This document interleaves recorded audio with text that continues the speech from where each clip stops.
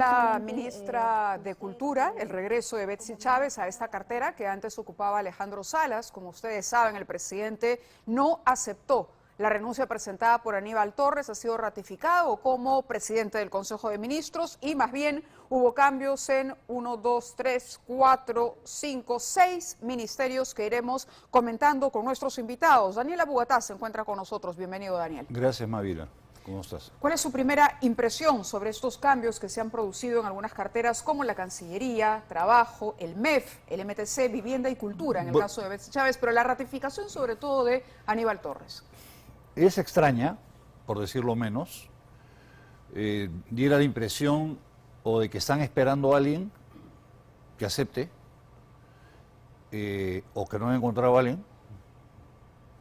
O sea, no hay una u otra, porque el señor ya manifestó públicamente su deseo, se siente que ya cumplió su rol, ya se agotó, es una persona mayor, no es un jovencito de 50 años que tiene para... Y el cargo es un cargo para trabajar casi 24 horas al día corridas. Claro, pero algún objetivo había al presentar esta carta, porque él puede haber conversado con el presidente en privado y decirle estoy cansado, ya te apoyé, pero hacerla pública y generar toda esta sensación de incertidumbre. Diera la impresión de que hubiera algo que él quisiera hacer, que estaba condicionando al presidente de la República, que si no lo hacemos... Se iba. Que era volver a traer al círculo más cercano a la señora Chávez, Betsy Chávez, ¿no? Betsy Chávez, al señor que ha ingresado al Ministerio de Transportes, Alvarado. Claro, Alvarado ha salido de Vivienda y ha ido al MTC. Que son personas reconocidas por su cercanía con el presidente de la República. Ahora, llama la atención, en el caso de la señora Betsy, con todo respeto, cuando su propia bancada la censuró, Perú Libre, ¿la vuelven a nombrar ministra? No hay ningún impedimento legal. ¿Es una provocación al Congreso esta ratificación de Aníbal Torres, este tiempo, digamos, que ha transcurrido, todos los medios y el Congreso pendiente de los cambios que se iban a producir, especulando sobre quién sería el reemplazo de Aníbal Torres, esta ida y vuelta? Hay algunos congresistas que ya se han pronunciado y han dicho fue una cortina de humo, que tuvo que ver con la presentación de Castillo en la Fiscalía y otros asuntos más. Puede ser. Lo que yo sí noto es que el presidente ha recibido el golpe de que no lo dejen viajar a Colombia.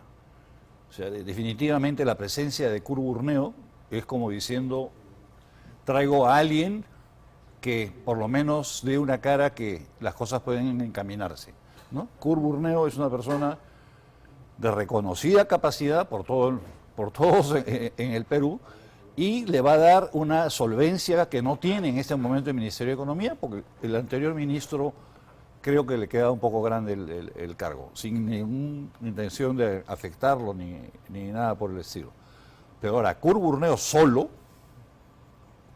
un hombre va a cambiarle la imagen, darle la seguridad al país. No sé si el ministro Salas está ahí porque ha sido puesto por las organizaciones empresariales que se han retirado del Consejo Nacional del Trabajo, o ha entrado ahí para pelearse con las organizaciones, no lo sé.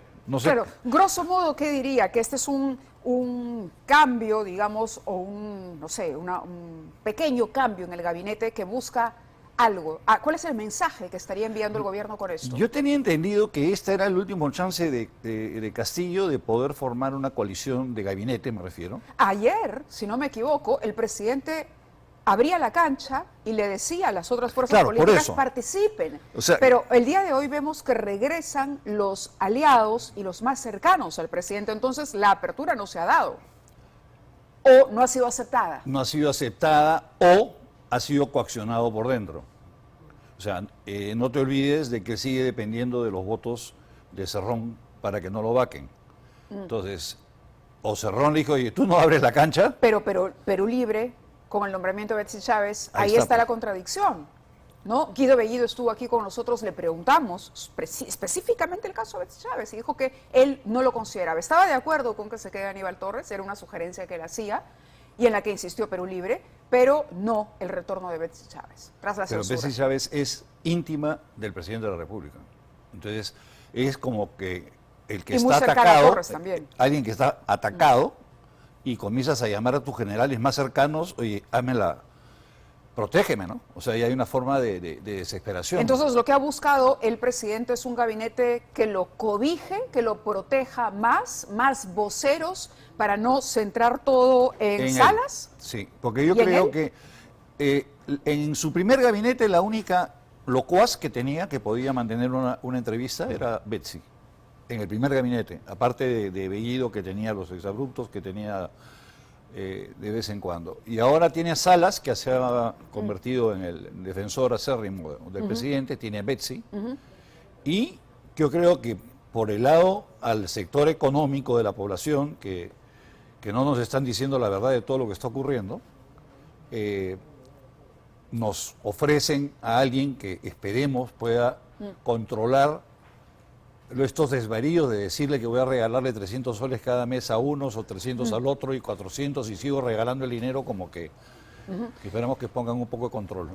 Vamos a ver, pero se va a sumar a esta mesa el congresista Carlos Anderson. Antes, sin embargo, Daniel, lo invito a ver una crónica que hemos preparado acerca de esta nueva conformación del gabinete. ¿Qué es lo que ha ocurrido en las últimas horas? Alonso Dávila nos cuenta los detalles. Prometió un gabinete multipartidario que iba a darle un nuevo rumbo a su gobierno. Desde acá abro este espacio a los demás partidos políticos para que se acerquen y de una vez hagamos un gabinete de ancha base. Pero el presidente retuvo a Aníbal Torres en el premierato, al amigo incondicional de Chota, al hombre de 79 años que se ha fajado por el maestro. Se queda en la presidencia del Consejo de Ministros. A mí me llamó mucho la atención que la carta del doctor Aníbal Torres no sea de renuncia. Él pone su cargo a disposición. Poner su cargo a disposición no es renunciar. Desde el Congreso, la bancada de Perú Libre y el bloque magisterial le pedían no cambiar al premier de la confrontación a pesar de su renuncia. Muchos aseguraban que el sucesor sería Alejandro Salas, el ministro de Cultura, pero fuentes de 2022 nos aseguraron que fueron los asesores del entorno más íntimo de Castillo quienes esta misma noche tuvieron la última palabra: mantener al premier de la palabra afilada. Y los medios de comunicación para atacarnos no lo deben hacer, y eso es convertirse en enemigos del Perú. Para el expresidente del Consejo de Ministros, Jorge del Castillo, la permanencia de Aníbal Torres significa la continuidad de la confrontación. Eso significa seguir por el camino del choque, de la confrontación, de la burla, ¿no? Tratar de muchachitos tontos a los periodistas y cosas por el estilo. Creo que no es eso, no es un gabinete de salida, es un gabinete de choque. Eso no es bueno para el Perú. Para Jorge del Castillo, la mejor opción para el presidente Pedro Castillo debió ser un gabinete de salida, pues con las investigaciones en su contra y los indicios de corrupción, es para él imposible la continuidad de este gobierno. Es un gabinete que organice una salida política, institucional y dentro de la Constitución, pero salida que permita que este gobierno se retire y vayamos a un proceso distinto. Tal parece que Pedro Castillo no quiere cambiar el rumbo de su gobierno. Una gestión plagada de críticas con indicios fiscales de delitos de corrupción.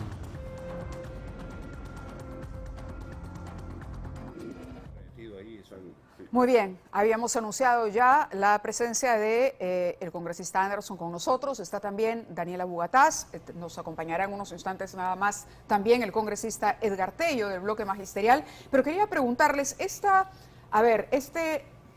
negativa ante la renuncia de Torres, la ratificación de Aníbal Torres, ¿podría ser una venganza del presidente? ¿Podría ser una respuesta del presidente a la negativa del Congreso a dejarlo viajar para la toma de mando en Colombia? ¿Qué dice el congresista Anderson? Yo creo que es parte de una estrategia. Mira, el abogado del presidente ha dicho que ellos practican el arte del engaño, ¿no? Y lo han puesto en práctica nuevamente. Ahora, ciertamente el presidente está contra las cuerdas desde el punto de vista de las carpetas fiscales de la investigación. ¿Y cuál es la mejor, digamos, defensa?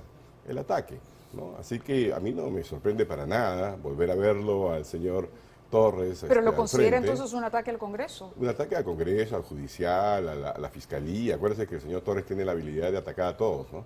Y por igual, ¿no? Así que es muy democrático en ese sentido. ¿Qué opina? Bueno, ingeniera Borja? ahí existe una discrepancia con el tema de las fiscalías. El tema de las fiscalías no tiene por qué moverle un pelo al presidente de la República. Pregúntale a Keiko Fujimori, a Ollanta Humala. ¿Qué cosa ha pasado con la fiscalía en el Perú en los últimos 10 años, 12 años? Entonces, eso del el mito de que la fiscalía no va a pasar nada. En la fiscalía pasará en A ver, 15 yo creo que años. Carlos Anderson no está tan No, de pero- acuerdo y me Tendría, gustaría... tendría que decirle eso al presidente para que se calme, porque evidentemente No. él está reaccionando, Yo- ¿no? Él se ve en la cárcel mañana. No, lo creo. que pasa es que hay un grupo de congresistas que creen que la fiscalía les va a resolver el problema, que no tienen los pantalones de resolver ustedes. Sí. Ese es el problema. Y saben, pero en realidad saben que la fiscalía no lo puede hacer. Está bien, pero parece que Pero el la presidente no lo Fiscalía sabe. no podría El eventualmente presidente no lo presentar sabe. una denuncia contra el presidente ante el Sí, pues, Congreso. se verá después de que los 5 años que acabe su proceso. No, pero durante la investigación, ante la copia de puede, mayor. puede no, presentar ¿eso la es acusación, imposible? pero el Poder Judicial recién la pondrá en curso, la admitirá o no admitirá. No, pero me refiero a levantarle la inmunidad al presidente, ¿eso es posible o no? No. Aparentemente algunos abogados dicen que sí. Sí, hay una interpretación que Sí. dice que la Fiscalía podría presentarse ante el Congreso Sí, y hacer esa también hay solicitud. algunos congresistas que dicen de que pueden sacar al presidente y a la vicepresidenta y quedarse ellos hasta el final, cosa que es un absurdo. O sea, ahí están tratando de interpretar la Constitución a su regalado antojo. Y no en vano, la Comisión de Constitución la tiene el Fujimorismo, que son expertos en eso. Las interpretaciones auténticas de Marta Chávez, para los que no saben, averigüen un poco qué cosas eran las interpretaciones auténticas de la Constitución. Entonces, yo creo que aquí hay una realidad que todos los peruanos tenemos que entender. La salida o presencia del señor Castillo depende de nosotros. Que hay un desgobierno, es cierto. Que no existe gabinete, es cierto. Que el país se está hundiendo, es cierto. No hay mecanismos constitucionales ante este tipo de situaciones. ¿Qué cosa es lo que queda? La calle. ¿Cómo hace la calle sin causar víctimas? Ese es otro tema. Quería preguntarles a propósito de esto, tras la decisión del Congreso, el día de hoy hemos conocido de un comunicado de la Organización de Estados Americanos, en el que hace un llamado al Congreso, ¿no? Pareciera un reproche al Congreso de la República, habla, ¿no? Dice, es fundamental que se tiendan puentes de diálogo en el destacado que nosotros hemos hecho y acuerdos en defensa de la institucionalidad democrática.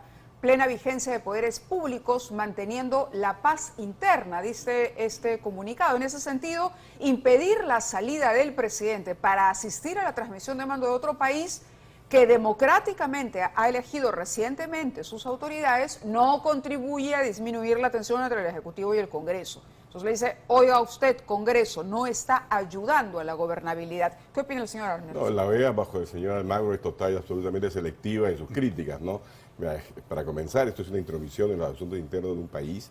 Segundo, que el Congreso ha actuado de acuerdo con la Constitución. El presidente no puede abandonar el territorio nacional sin pedirle permiso al Congreso, ¿no? Y el Congreso lo que ha dicho es sencillamente esta vez no. Otra vez sí, esta vez no. Es potestad del Congreso. Así que la OEA lance todo un comunicado. Me hubiera gustado que lanzara algo, por ejemplo, sobre Nicaragua, donde están realmente pues arrasando con todas las libertades, pero ahí se quedan callados. Ahora, ¿pero en es el 50 señor idiomas. Almagro o hay desde el gobierno No, es el señor una estrategia para que la comunidad internacional, recordemos que el presidente hace mención a la comunidad internacional cuando le reclama a la Fiscalía resultados sobre los cuellos blancos, en un tuit reciente? Pero la comunidad internacional la interpreta como quienes. El señor Boric en Chile, el propio Petro en Colombia. Mira, Pero está buscando aliados en el exterior el presidente. Sí, claro, pero la pregunta es bien sencilla. ¿Es el único presidente que no va a ir a la toma de mando del señor Petro? No, no va a ir el presidente de Estados Unidos, no va el presidente de El Salvador, no va el presidente de España, no va el presidente de México, que está mandando a su esposa, no va el presidente de Brasil. O sea, por favor. Ahora, de repente, pues la sapiencia del presidente Castillo va a ser total y absolutamente extrañada, ¿no? Y me hace recordar al hermano Santiago, ¿no? ¿Qué dice? Bueno, en primer Daniel lugar, yo Bogotá sobre espero lo de la OEA? que el Congreso declare persona no grata al secretario general de la OEA. Es una sugerencia que les hago, que es lo mínimo que pueden hacer. Es muy buena. ¿También considera que hay una intromisión aquí? Es una ¿Injustificada? intromisión como para mandarlos. Yo, en mis términos, los mandaría a otro lado también. O sea, ya la OEA tiene, como dice el doctor Anderson, ojos para un lado sí y para el otro lado no. Entonces, manejada desde la Casa Blanca, como a su antojo, para quien le conviene. Por eso esa foto es patética, la foto de Biden llevándolo como si fuera un perrito. no quiero decirlo. En la foto donde sale Castillo cuando lo llevan a la Casa Blanca, ¿no? El gran defensor del pueblo, el símbolo de la izquierda peruana, ¿no? Sirviendo los intereses del Bueno, las Estados declaraciones Unidos. después de la reunión con Biden sí fueron sorprendentes cuando se refiere al el señor Biden, es un aliado, nos va a ayudar a superar la crisis. Sí, uno decía, bueno, ok, ¿no? A ver, ¿cuál se supone era el ideario que llevó el presidente cuando asumió la presidencia de la República? En fin, vamos a estar atentos a todas las reacciones también que ha propiciado este cambio, pero continuamos con ustedes. ¿Qué debería hacer el Congreso, congresista Anderson? Algo, porque ahora ya no hay voto de confianza que pedir al quedarse Torres. No, esto simplemente seguir en la lucha, hacer votos porque la Fiscalía de todas ¿Pero qué maneras sigue significa adelante. seguir en la lucha concretamente? ¿Cuál es la lucha? Bueno, hay lucha dentro del Congreso, por ejemplo, la que yo estoy impulsando, que es trabajar en una moción de vacancia que sea diferente, lo expliqué la vez pasada, en el sentido de que sea realmente sólida en su argumentación, que sea sólida en todo el tema, digamos, jurídico que la debería sostener y que muestra, creo yo, a poder mostrar claramente que no se trata de un hecho aislado, digamos, de incapacidad moral del presidente, sino que hay una concatenación de hechos a lo largo de todo un año que nos muestra que el presidente no tiene ni la menor idea, para poder diferenciar lo bueno de lo malo, lo público de lo privado, ¿no? Pero yo te suplicaría una cosa, que estás en el Congreso de la República, perdón, Maivila. Por favor. Mira, si la vacancia va y seguimos con las mismas reglas de partidos políticos electorales, Sí, no tiene vas que a cambiar. tener exactamente lo mismo Sí. en el 2026. Entonces lo inteligente es corrige lo que está mal para que no ocurra, que vuelva a ocurrir lo que está ocurriendo el día de hoy. No solamente a nivel del Ejecutivo, sino también a nivel del Congreso. Totalmente de acuerdo. Los interrumpamos porque tenemos las primeras declaraciones de Kurt Burneo, a quien le preguntan por qué acepta el Ministerio de Economía y Finanzas. Recordemos que ya antes hubo un acercamiento y en su momento el señor Burneo había descartado la posibilidad al decir que este gobierno no le inspiraba confianza. Vamos a escuchar. Yo creo que lo fundamental es que tenemos que restituir la confianza en los agentes económicos. Y eso depende bastante de la claridad de la propuesta para reactivar la economía y de esa manera fomentar el crecimiento de la demanda de empleo. Y definitivamente esta necesidad de que haya menos incertidumbre, más confianza, pasa por dar señales claras de cuál va a ser la política económica, por lo menos en el corto plazo, para poder lograr una tasa de crecimiento más alta en relación al 2.2% proyectado para este año. Todos sabemos que el empleo depende de la producción. Si la producción no se reactiva, la demanda de empleo tampoco.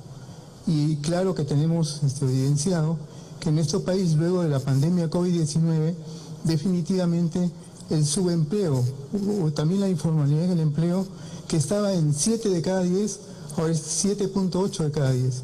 O sea, vamos a decirlo así, el subempleo es una suerte del empleo de mala calidad. Entonces necesitamos fomentar confianza para que de esa manera la economía crezca a una tasa mayor a la que está proyectada actualmente. Yo decía que no es la primera vez que Kurt Burneo se acerca al presidente Castillo, Daniel Bogotá. Me dice que él ha sido testigo directo de esto. Sí, yo lo invité, cuando me invitó el presidente a formar un gabinete, yo lo invité y me dijo que sí aceptaba venir conmigo. Kurt, lo que he dicho es Ahora, lo que todos esperamos, ¿basta confianza. este cambio, Burneo por Graham, para conseguir esa confianza en los inversionistas? A ver, definitivamente no. Definitivamente no. Yo creo que una cosa que podría, por ejemplo, ayudar a la confianza sería que el ministro Burneo ahora logre, por ejemplo, derogar el decreto supremo de tercerización, que es un decreto supremo ciego, ¿no? No porque no hayan abuso de tercerización, que para eso existe la SUNAFIL y uno tendría que darle muchísimos recursos más, etcétera, pero haberlo hecho como lo han hecho, ¿no? Lo único que va a hacer es sencillamente generar más subempleo y más desempleo. Y también igual con el tema que deroguen de una vez el decreto supremo que le da un poder tremendo a los sindicatos, ¿no? Cuando estamos hablando del subsector, digamos, del empleo, que es el más privilegiado dentro de todo. Y no nos olvidemos, el más minoritario. En un país con 17 millones de personas que forman la población económicamente activa, los sindicalizados no llegan a 200.000. Se está privilegiando, digamos, los intereses de un grupo pequeño, ¿no? Yo entiendo, el presidente quiere fortalecer su base de poder, de acuerdo, pero nuevamente no puede confundir sus intereses personales con los intereses del país. El país necesita confianza. Y la confianza no va desagregada entre, ok, vamos a hacer las cosas económicas, te voy a dar este plan, y todo el resto de la política, y un primer ministro, sí, digamos... Lo que pasa es que hay la Ley General del Trabajo. Sí. Y a través de la reglamentación, le están volteando el contenido de la Ley General del Trabajo. Ese es el problema de haberle dado los poderes que tiene el Poder Ejecutivo en este momento.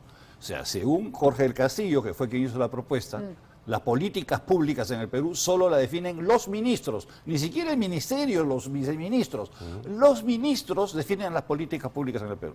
Entonces tienes casos como un ministro que de la noche a la mañana firmó un decreto supremo y te cambió las condiciones de... Se está refiriendo a a las Betsy sindicales. Chávez, claro. Sí, no, es de los sindicatos, la claro. que te tira abajo toda la estabilidad laboral vigente. Exacto. O sea, porque si bien aparentemente le otorga derechos a los trabajadores, yo conozco muchísimos casos, todavía que estoy en el sector empresarial, de gente que ya comenzó a cerrar sus plantas.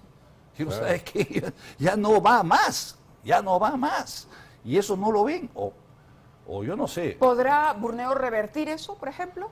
¿Aconsejar al presidente? ¿Le habrá puesto condiciones al presidente? Mira, porque de hecho él acepta este ministerio clave, sabiendo lo que estamos discutiendo aquí. Le acabo de dar dos ideas, ¿no? Sí. Deroga esos dos decretos y va a ver cómo mejora, ¿no? Para la confianza. ¿Le da aire en general este gabinete remozado al presidente Castillo o no? No, yo creo que, insisto, si Burneo toma la batuta y logra consolidar un nivel de confianza aceptable, como decían el Perú en automático, ¿no? Ya no importa qué pase en la política, la economía camina como no es posible eso. Tenemos que apuntar a tratar de acercarnos a eso lo más posible, para pasar la ola. La otra es mucha gente de lo que está haciendo, ¿no? Simplemente cerrando sus negocios, claro, yéndose del país, viendo la forma de... No queremos eso. El año pasado han salido, creo, como 19.000 millones de dólares. Se fue del Landa país. también. ¿Ah? Se ha ido Landa también. Sí. ¿Qué significa la salida de César Landa? ¿Qué puede significar? ¿Se cansó Landa? Se debe haber cansado, ¿no? Miguel Ángel Rodríguez Mackey es su sucesor en Relaciones Exteriores. Alejandro Salas deja Cultura y se va a Trabajo, precisamente. Sí, pero ese señor Mackey, sí, he estado leyendo unas declaraciones de él que creo que más fuertes que las que puedo haber hecho yo contra el gobierno de Castillo, fuertísimas. Crítico del gobierno de... Entonces, ¿cómo ha llegado ahí? ¿O hay algo que no conocemos nosotros en esta arte del engaño que ahora se ha convertido el Palacio de Gobierno? De repente están maquilando y nos sacan un conejo al sombrero la próxima semana que es una estrella, ¿no? O sea, te ponen, por ejemplo, un Máximo San Román de jefe de gabinete, ¿no? Ya, la gente comienza a respirar. Puede ser. Podría ser. Podría ser. Salas, se habló de Salas durante todo el día, era vuelo fijo en el premierato, sin embargo Salas se queda con Trabajo. Bueno, a ver si trabaja esta vez, porque la vez pasada con claro, pero al margen mucho, ¿no? de ello, a ver, Alejandro Salas ha estado hablando básicamente en nombre del presidente, claro, incluso sobre su tema legal. El día de hoy, a la hora de juró por la defensa de la democracia, etcétera. ¿Qué necesidad de moverlo de Cultura a Trabajo? ¿O era abrirle un espacio para tener a Betsy Chávez? Evidentemente, ¿no? Ahora, lo que va a ser bien interesante va a ser, y apunta, que lo estoy diciendo, va a ser la competencia entre Salas y Chávez, Chávez. por ver quién es el mejor Escudero, defensor del escudero del presidente. sí. ¿Eso repliega a Aníbal Torres en cualquier caso? Sí, yo creo que Aníbal Torres de todos casos está de salida. O sea, este es un mientras tanto. O sea, yo me imagino que el presidente le ha dicho ahí, dame un par de semanas, déjame pero terminar. claro, el cambio de Torres sí obligaba a una presentación y un pedido de votos de confianza, ¿no? Claro. Mira, el ministro Aníbal Torres ha visto su entierro, él lo ha presenciado, ha visto la reacción de muchísima gente que dijo, bueno, por fin, ¿no?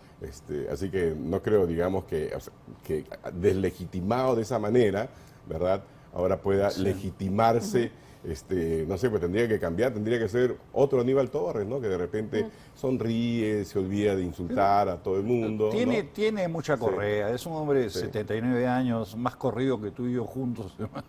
Esa es la ventaja de la edad. Muy bien, muchísimas gracias por haber estado con nosotros. Han sido Daniela Bugatás y el señor Carlos Anderson, muy amable por habernos acompañado. Nos vamos a enlazar ahora con